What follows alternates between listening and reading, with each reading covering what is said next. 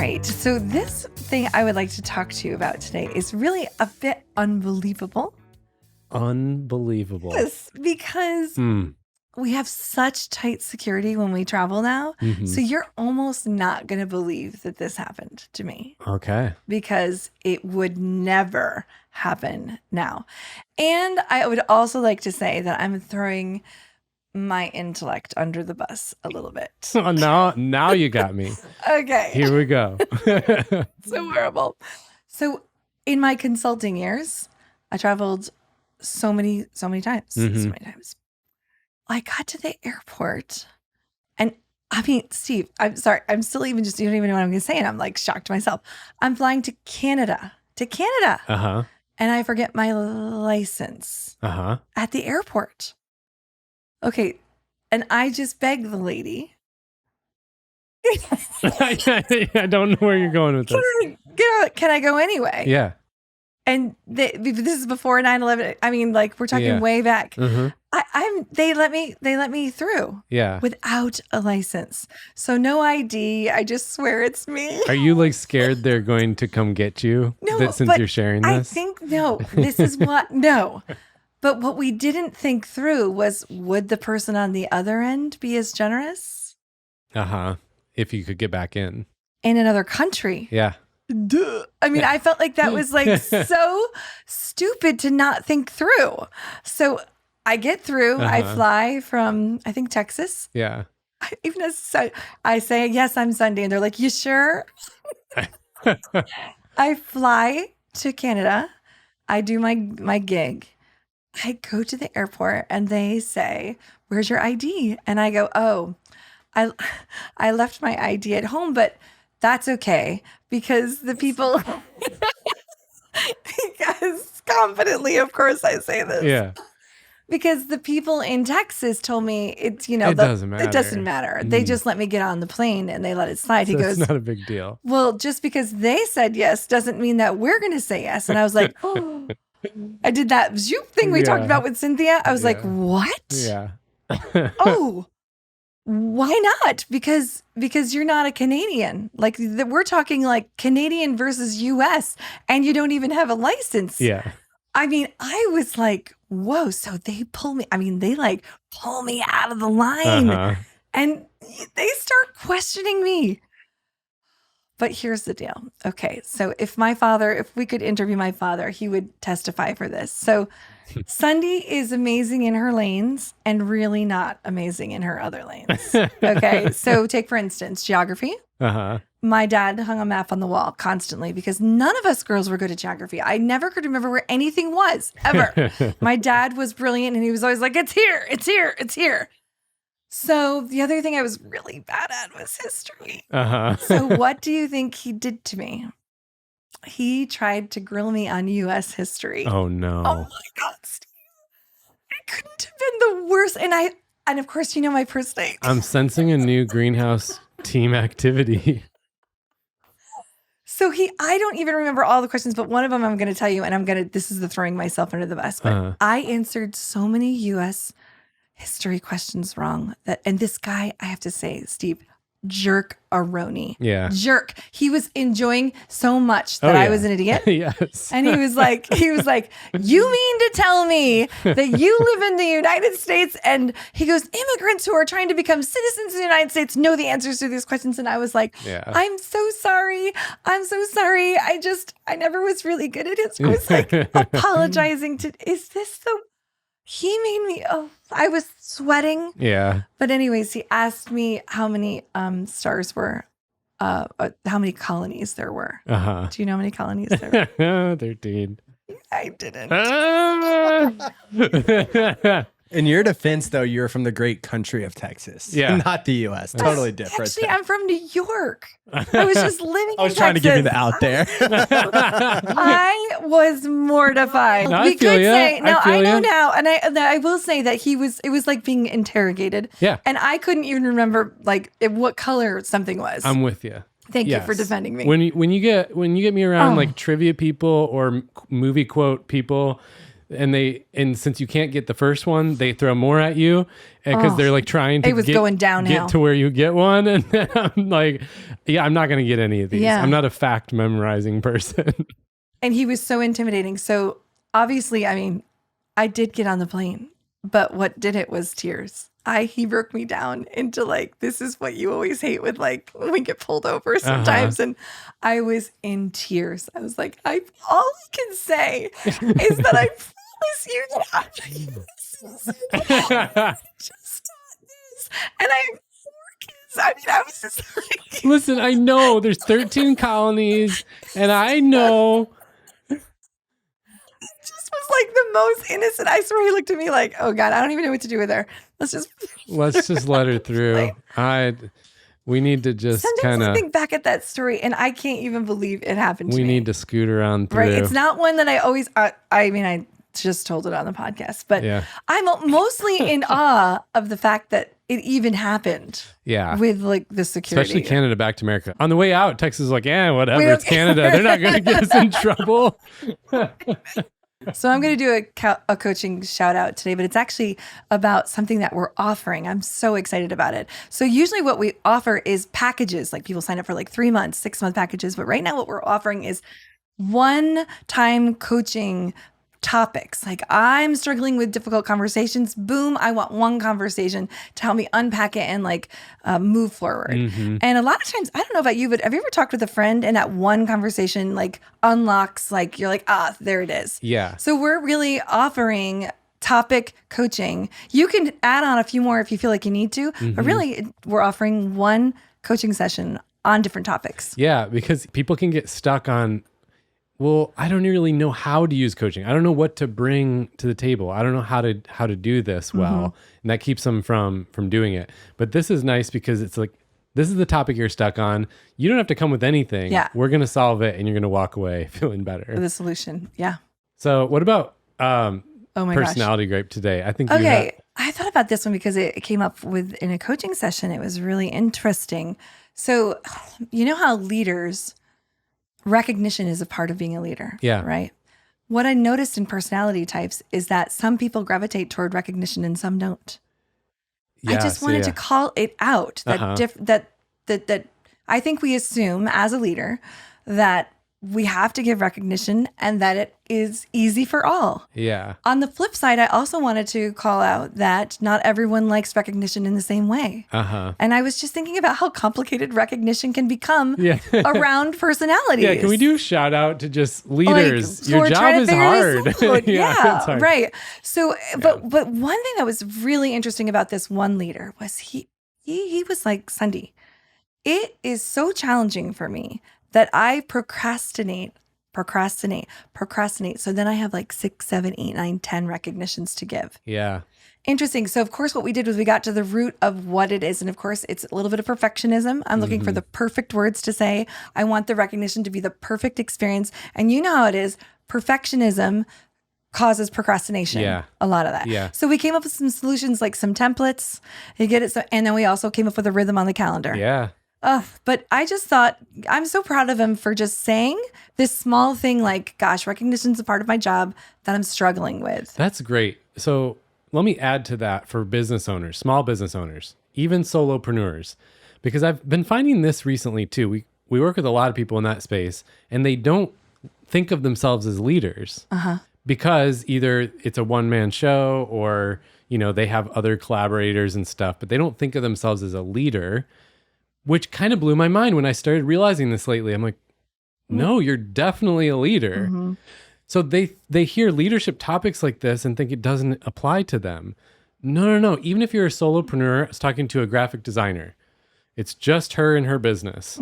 Well, she works with 20 clients at a time and their team members.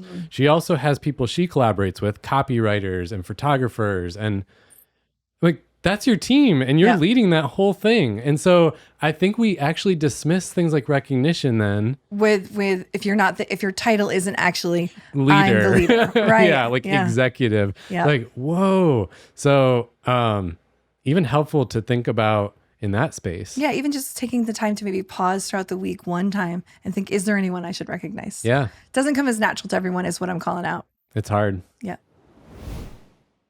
Today's guest is Ellen Taaffe. She is an author and a professor at one of the best business schools. Shout out Northwestern. All right. And she had a TEDx talk. Yes. She was pretty impressive. I had a fantastic conversation with her.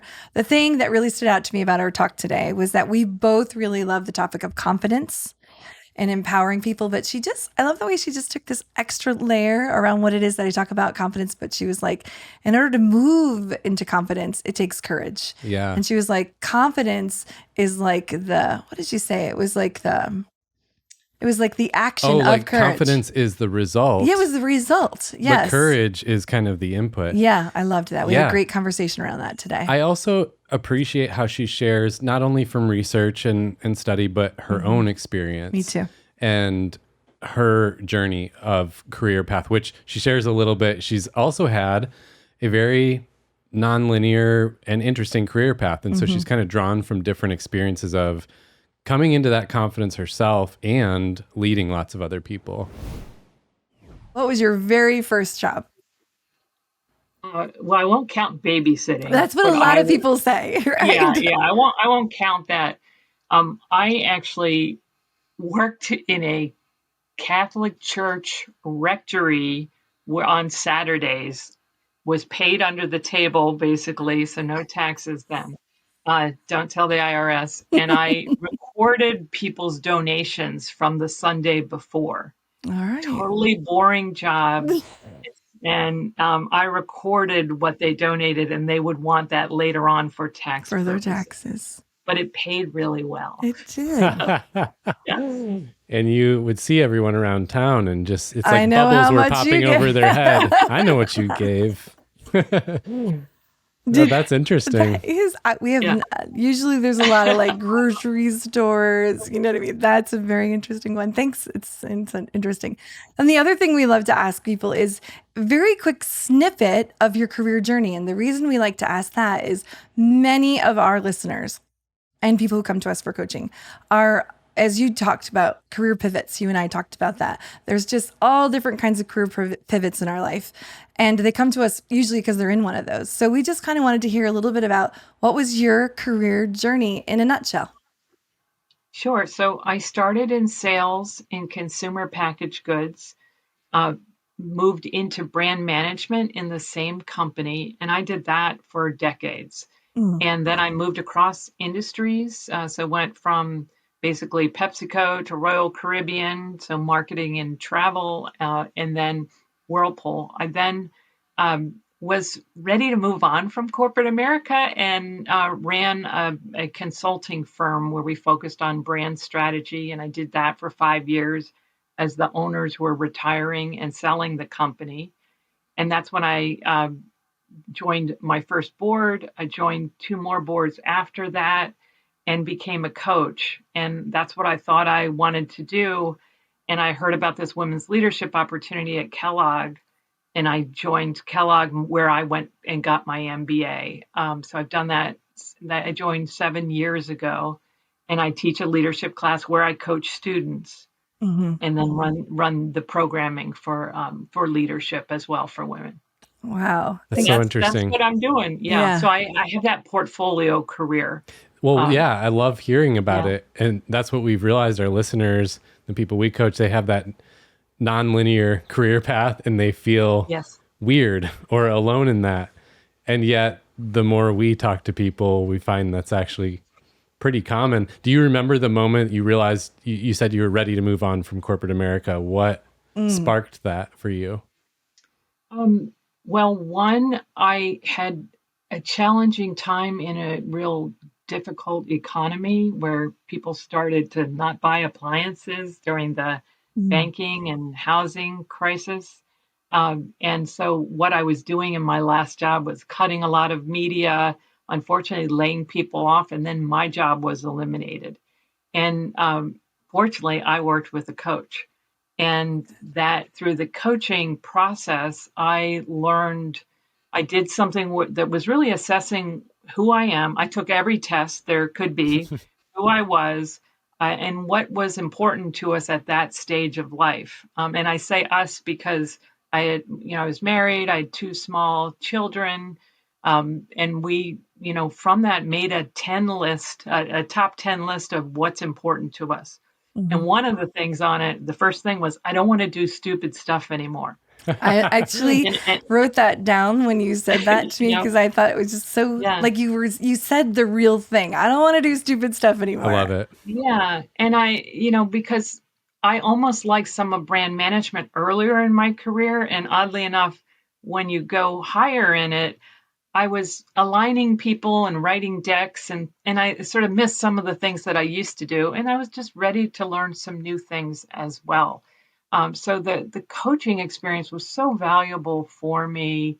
And it's why I love your podcast and this idea of finding who you are, what you could be good at, like what's your sweet spot. And so Mhm. moving into a small business was something I had never done before, but I got to work on consumer insights, brand strategy, product strategy, and I didn't work. Our clients were corporate, Fortune 500 companies, but I didn't have to be in those companies. And I had a wonderful career. I was just sort of ready to move on to Mhm. other things.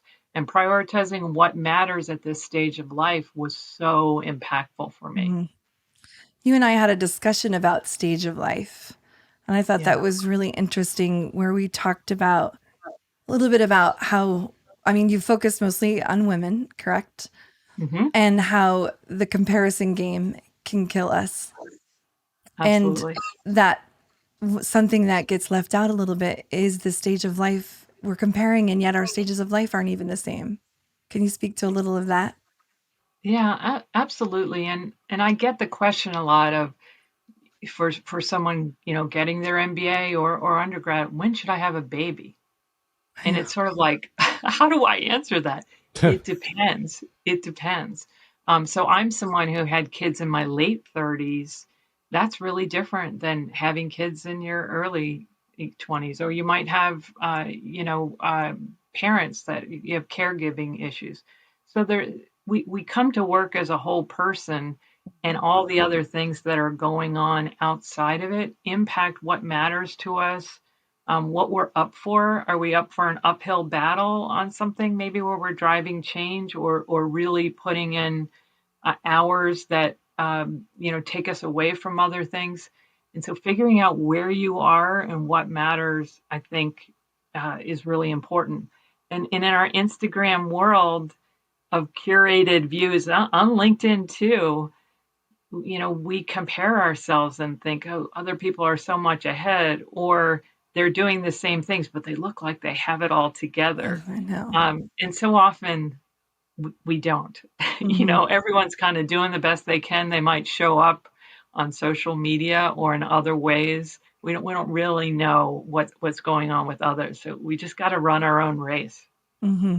We really do. What do you tell me? What do you tell someone who's really struggling with comparison? I think go back to what matters to you, what your goals are. What do you define success to be? And Hmm. then truly critique and validate what that really is. So often we have a harsh voice in our heads, that maybe was formed a long time ago, but it holds us back. It might be there to protect us a little bit from some of the things that come with Hmm. risk, but it Hmm. really prevents us from moving forward. Hmm. And I think it's really easy to stack up all the reasons why others are better, Hmm. and we got to create a disruption to that, or what's the counter to that, Hmm. of what are all the reasons why we're doing what we want to do, Hmm. or the things that are our strengths, Yeah, and the things that really support getting to what's the sweet spot for us as individuals, not for other people. not for other people. It's so hard to block that Yeah. out. So, with this book, what I wanted to know is when did you start to realize some of these ahas that you noticed about the mirrored door? Like, when did you start to pull in some of these observations? And were they observations of yourself or or mostly observations of others, or was it a little bit of both that made you start to draw in some of this data Yeah. that you It, were like, it, I'd it like to write something about yeah. this? Yeah. It was absolutely both. The origin was being, here I come from business career and go into academia, all excited about the women's leadership program. And I'm at an orientation and female CEO shares her story. She opens it up for questions, and all the hands that went up were men, none of the Mm-hmm. women. And they were about a third of the room. And Mm-hmm. that took me back to my own MBA orientation. Fewer women in the room, but I didn't raise my hand. I don't think any of us did either. And, but yet I knew they were so talented and smart and so we were missing what they had to say.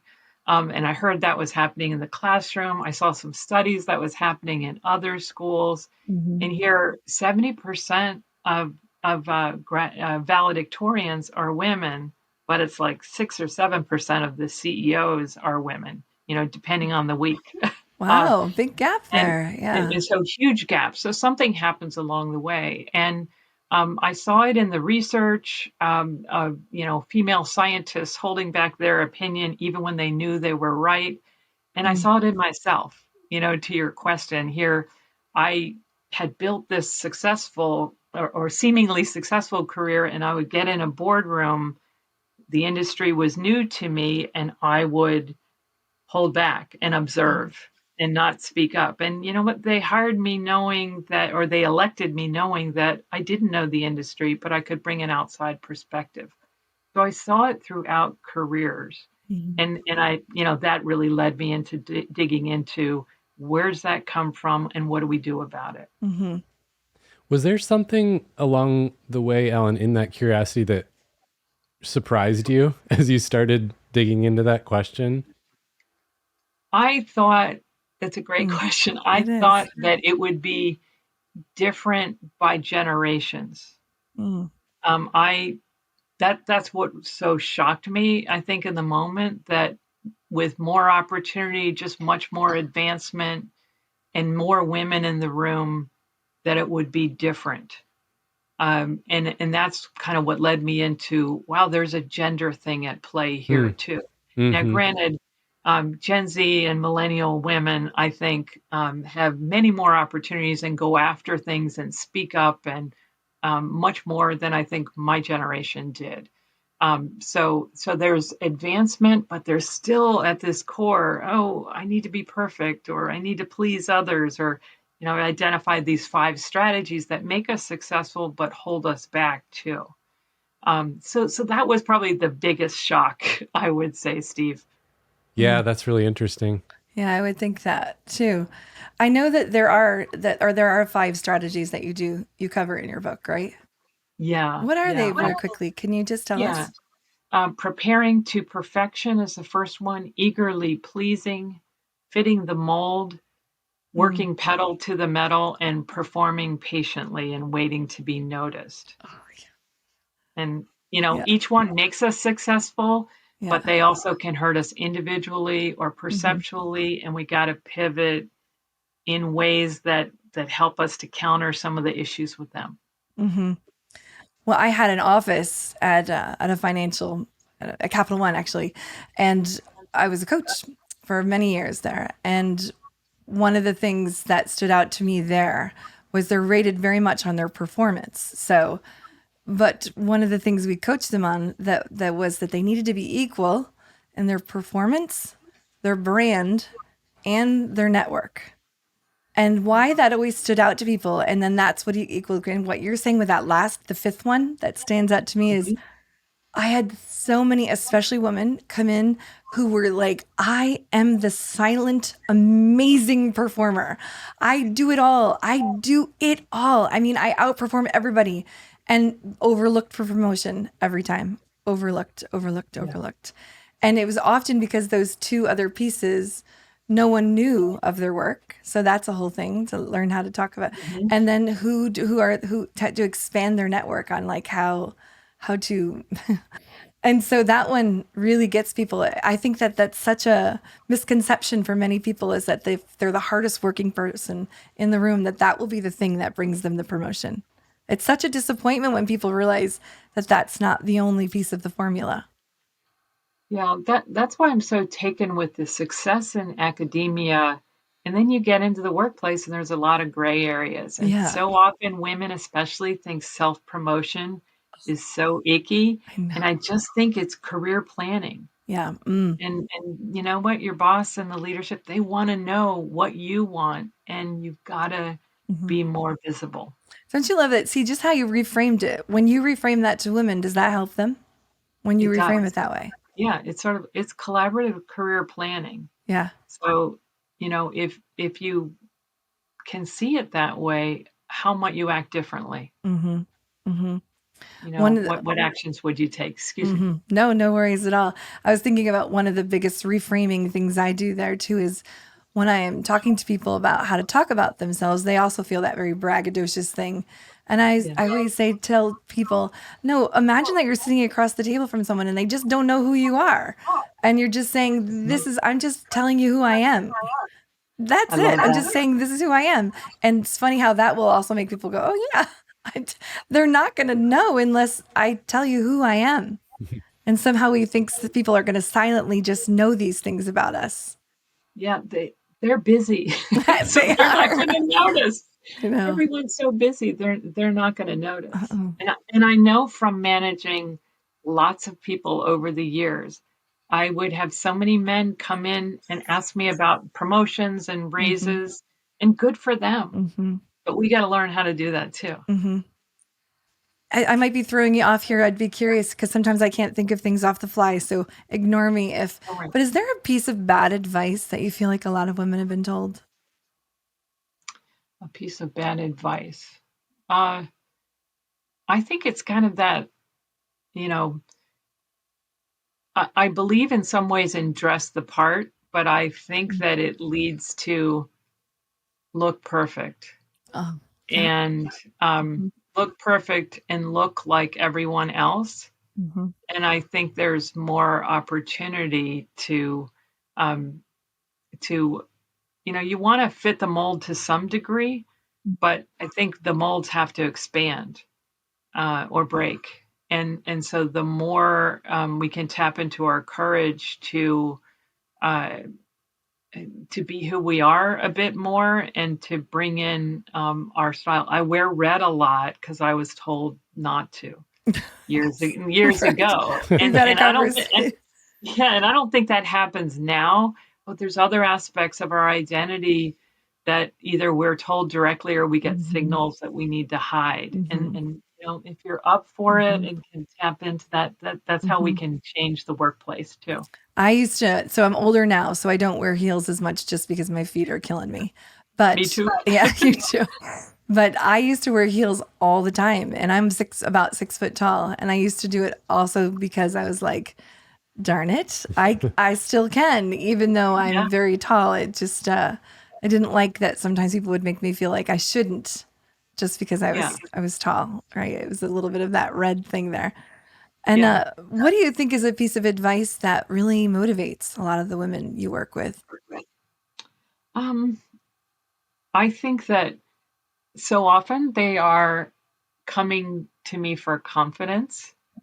And I believe confidence is the outcome, and that what they need is the courage. And they likely already have it. If I ask any woman or man, whatever gender, what did you do that was courageous? You've done things that are courageous. You're here in this school or whatever that is. And so tapping into courage, and that courage is the prerequisite and confidence is the outcome. Mm.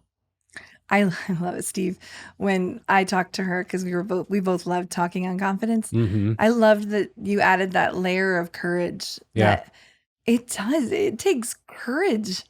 There's so many things that take courage, but it takes courage to step into confidence. It was like Yeah. it added another layer for me as well. Yeah, there's something about it that adds a depth that is helpful. Mm-hmm. And I'm very curious your take on this, Alan, because I've had a number of conversations with people where the struggle is, so how do I step into speaking up more or confidence or showing up in a given situation without overdoing it the other direction? because there can be that pendulum swing of, oh, okay, so instead of being silent, I'm going to speak up and be bull in a china shop. And then it has negative effects of its own. And how to balance that well seems like a challenge for people. Well, I have a little bit of a pushback on that because Yeah. I think for someone who really needs to speak up more, there's probably no chance they're going to overdo it. It is my belief, but I go back to one of your episodes where you talk about post-it, or you call them sticky notes, of like, I'm going to speak up, or maybe I'm going to share the mic, or whatever would be on your sticky note. I think there is so if I really believed that I'm someone who speaks up, what action would I take? So like tying it from like the mindset to what's the action and what's it's like the atomic habits, like create the identity to that. And so I'm someone who needs to speak up more. I mean, now I do a lot more, maybe too much. But I need to speak up more. And so I will go into a meeting where I'm new and I'm more likely to be that observer and say, I am going to be one of the first ones to speak. I'm going to, I'll even, if I have a pad of paper or something, I'm going to be like, I'm going to talk 3 times in this meeting. So Yeah. it's like setting a little objective for yourself, Yeah, you it's know?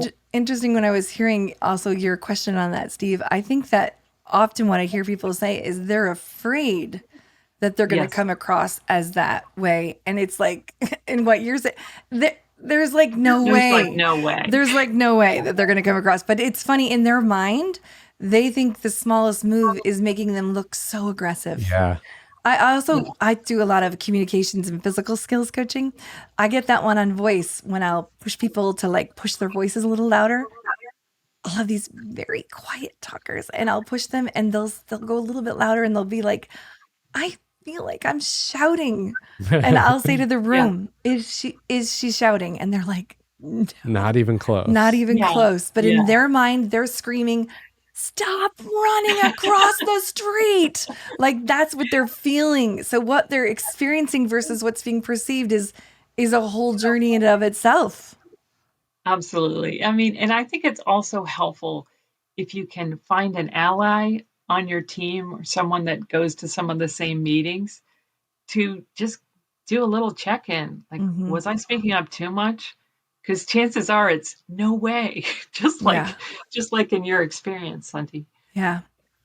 Well, I know our time has come to an end. I want to definitely tell our listeners where they can find you, but who's the audience for this book? This is an audience of professional women who aspire for more in their career, and it may not be happening, or it's something that they want to go farther or faster than they are right now. So it's for those women and their allies. Perfect. Sounds great. I look forward to reading it. And why don't you tell our listeners just where they can find you?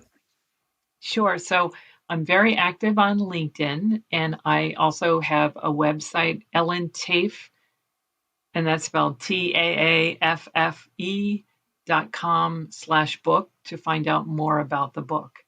I'm also on Instagram, but LinkedIn I'm most active. And on my site, there's other resources and things like that you can get. And the book is available across retailers.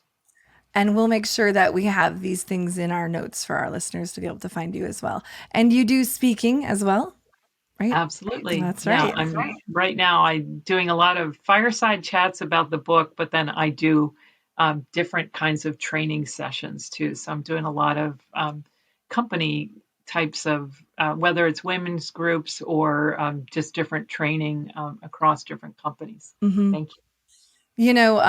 I was telling Steve, when I got done talking to Ellen, I was telling her that, for the listeners, I have 5 kids and the oldest is 27 and the youngest is 11. And so because I'm like this raising another one, 11, I have a lot of friends in their 30s. And I was like, I felt like I was like talking to someone who was giving me wisdom when I was talking to Ellen I really appreciated it. We got to talking a little bit about motherhood and it was nice, but I did want to end with, I really did love when you shared, and I've already shared it with a few people. So I really just love the way you nutshelled the phases of motherhood or even fatherhood, because we have a lot of dads who stay home or just parenthood, actually, right? Parenthood. And I thought, could you just cover those three? And I thought it was fun the way we discussed the Oh, potential sure. fourth. Yeah. Yeah, so the first phase that first of all, my daughters are 21 and 25, and so my memory of my first phase was that the first several years were very physical. Your children need you in physical ways to feed them, bathe them, all those kinds of things. The next phase was logistical, which was really about carpooling to soccer and everything else that's going on in their lives. That's where I talked about it as how it impacted my job choices too, and that I really Hmm. wanted my weekends absolutely free, where I can do all those things, or the birthday parties and driving carpool, where you learn so much about what's going on. And then the next phase is emotional. And I think this starts in middle school, high school, college, and they need less of you as they grow more independent and their friends become more important to them. But when they need you bad and they need you fast. Hmm. So like the flexibility of getting a text that, I made it on the team, to something bad happened at school. Yeah. And you can just tell they want to talk. And now I'm in the phase that's, I think, kind of coaching, Yeah, we mentoring, see her and I were talking about like this, the adulting phase, the young adulting is also a still, they're not totally out yet, but yeah, you're still there, but it is, we were like, what's the word? I think yeah, coaching yeah, sounds good. Yeah, it is. It's like yeah, coaching, yeah, because you know how coaching, Steve, is like you do a lot of the asking versus telling. Because we were also talking about like if you try to tell them, they're Eh. like, nope. yeah. Oh, Yeah. well, and you want to not be, I'll say to one of my daughters, I won't reveal who, I'm not Google. Like, I would just Google that, Yeah. the things that Right. they ask. Yeah. It's sort of like, Hmm. you should Google it. Yeah. So I've shifted into asking more than telling, Yeah, for for sure. sure. Well, I just Okay. wanted to close with those. I just really Oh, loved the thank way you. that you shared those with me. So for anyone who just wanted to hear those, and thank you so much for chatting with us and finding us. And I look forward to your book being released. And thanks for the Thank wisdom. And you. it was Thank you. great to meet you. Yes, and I really enjoyed both conversations. Thank you. Thank you. Have a great day.